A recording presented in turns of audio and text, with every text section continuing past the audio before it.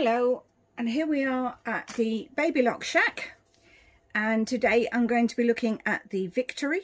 The Victory is the first in the Baby Lock range that has both automatic threading and automatic tensions. So to start with, I'll just talk you through the various controls. So the top one here is our stitch width. As I move that, the blade moves in and out. There are two sets of numbers. The top number is the distance of the blade to the left needle, and the number below is the distance of the blade to the right needle. This one here locks the blade down if you don't want to cut the fabric, and what it does on this model is very useful actually, because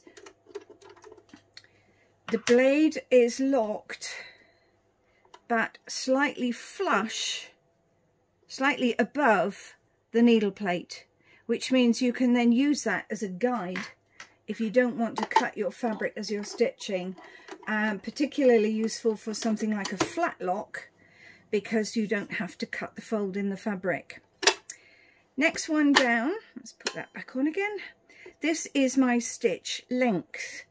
Now it's measured in millimeters, it goes up to 4 millimeters. Around one side it says standard, that's for my standard seams where the looper tensions are both balanced, and around the other side it says rolled hem. Now that's for when the lower looper needs to be tighter than the upper looper in order to create that rolled hem effect. And what that does is, if I turn this around, it takes the stitch finger here out of work. So that enables me to do a rolled hem, because it's the stitch finger that supports the edge of the fabric as you're doing your basic standard seams.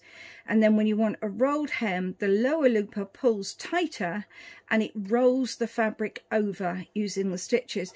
Now the other thing that's important with this machine is you can see here the stitch finger, rather than sliding forwards, it rotates down. Now that means that they've been able to put the blade a little bit closer to the needles, and therefore this machine will take sharper curves more easily.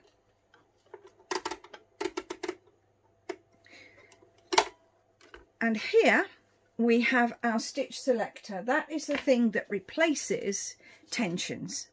So basically, A is a wide seam using both needles. B is a narrow seam using just the right needle.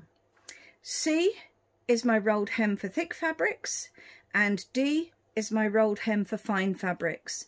Now when I have this set on A and B, I need to have my stitch length dial set on standard, and when I have it set on C and D, I need to have this turned round to the rolled hem setting. This one here is the biggest advantage that you have over your sewing machine when you have an overlocker, because this is my differential feed, and basically on here, let me open that and show you, you have two sets of feed dogs. One at the back and one at the front. The back set of feed dogs always go at the same speed. I can adjust the speed of the front feed dogs with the differential feed. So when I put that up to 2, the front feed dogs are going twice as fast as the back ones. In other words, that is gathering the fabric. When I set it down to 0.6, the front feed dog is going at almost half the speed of the back one, and that is the setting that you would use to create a lettuce edge on a stretch or on a bias cut fabric.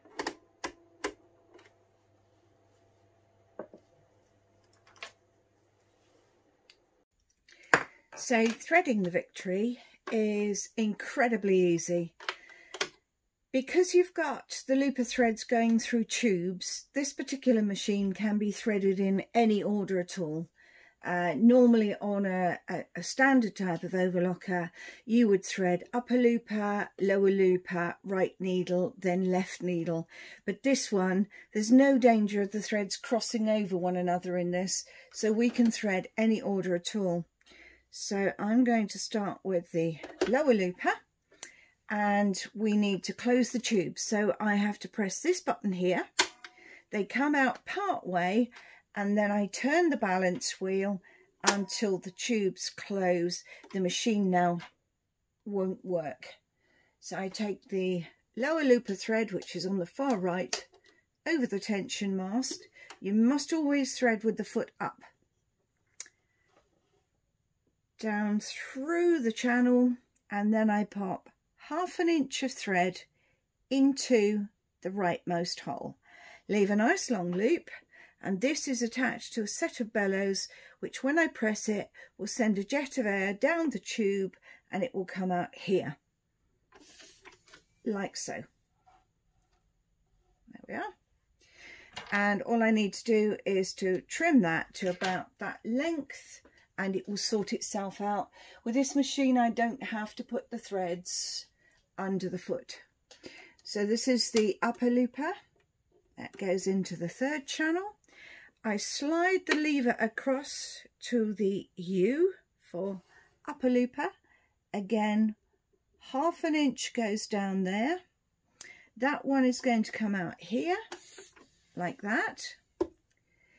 Needles. Now for the needles, I need to open the tubes and line up the 2 green marks on the balance wheel there. And now to thread over the tension mast, clip into here, under, over, and there's a slider on here for left and right needle. So I just take the thread, hold it up, and there it's threaded. Slide across for the left needle.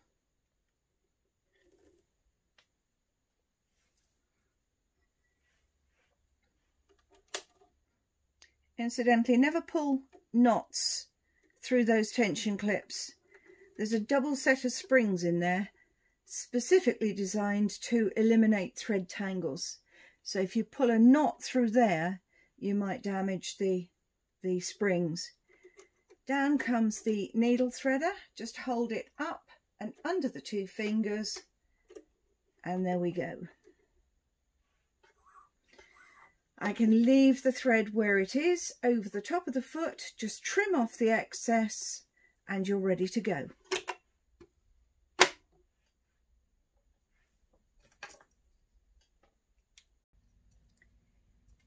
To my mind, one of the best advantages of the Victory is the fact that it has auto tensions. So once you've set your stitch selector up and told it what stitch you want to do, as you see, I've currently got it set on A. That's because I'm using the left needle. Once you've done that, whatever the fabric you throw at it, it will adjust itself accordingly. So I have my stitch width set at 7.5, my stitch length set at 3, and my differential feed set at N. So first I'm going to put fleece under the foot, and as soon as the foot has ridden up onto the thickness of the fabric, it will detect that thickness and it will adjust itself accordingly.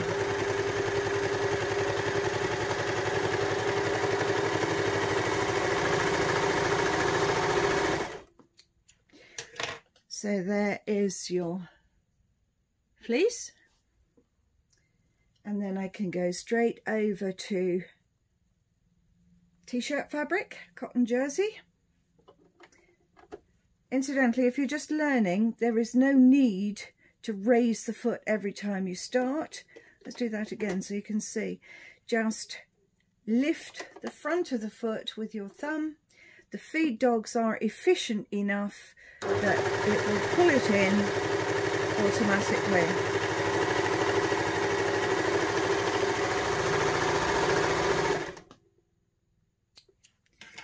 jersey, and as you see, it still maintains a really good stretch. Denim.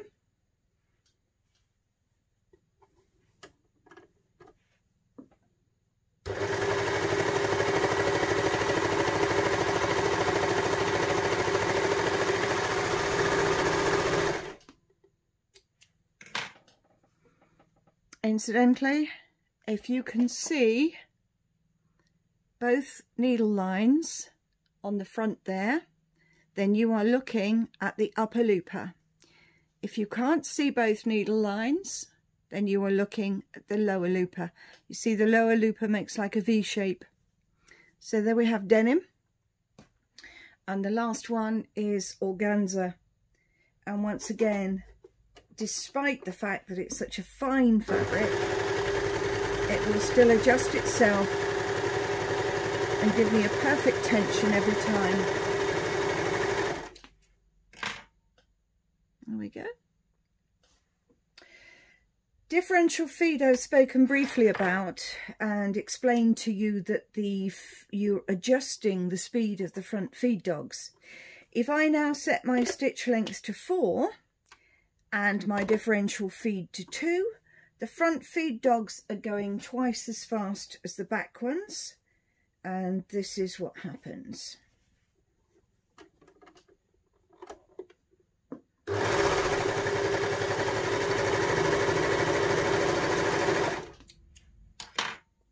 We have a really efficient gather.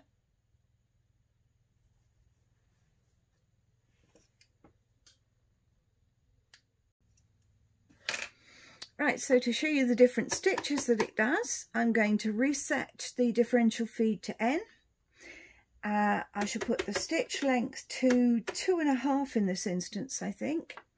And we're going to remove that leftmost needle. You'll notice I'm a bit of a wimp. I don't cut the thread first. I remove the needle first. That way, if I happen to drop it, it's swinging on the thread rather than dropping into the machine. However, if you do manage to drop it into the machine, it will usually fall into, there's a tray underneath there, and that's where the needle will normally drop into. So I've removed the leftmost needle. I'm now going to set my stitch selector to B, and I'm going to reduce my stitch width to medium. Stitch length is at 2.5. I've changed over to calico. It's not the nicest fabric in the world, but it will give you a good chance to see exactly what the stitches are doing. Don't forget to put the foot down. So this is a narrow seam.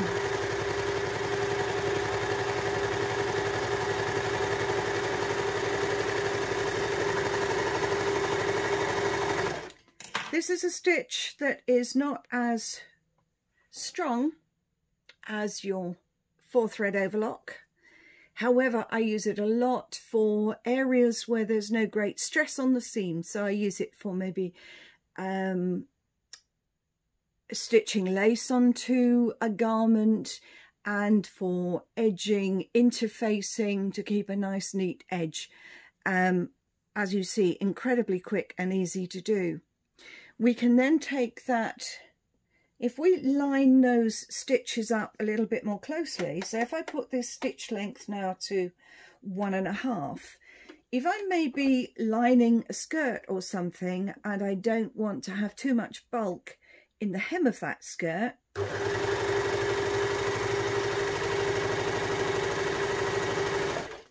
just put those stitches just a little bit closer. It's almost at 1 now, it's about 1.25.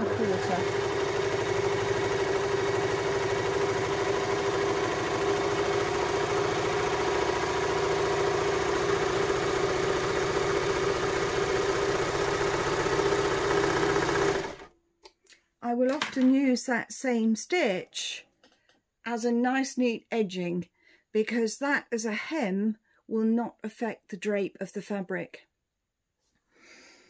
And for the last stitch I'm going to show you in this rather brief demo, I'm going to set the stitch selector to D, and I'm going to turn that stitch length dial round to the rolled hem setting, around 1.5.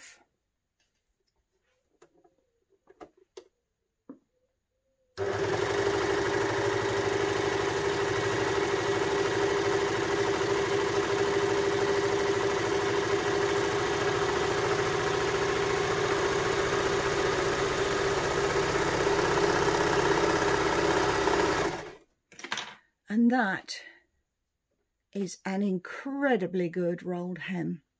And it also works equally well on fine fabrics. Let's try it on this piece of organza.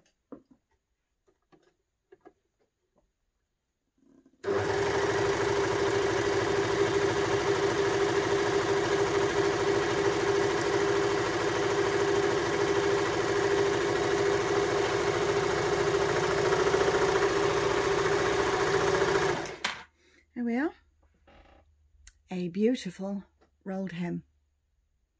As you can see, to my mind, one of the easiest of the overlockers on the market today. It is a cracking little machine, and if you decide to go for it, I'm sure it will give you many, many hours of easy sewing.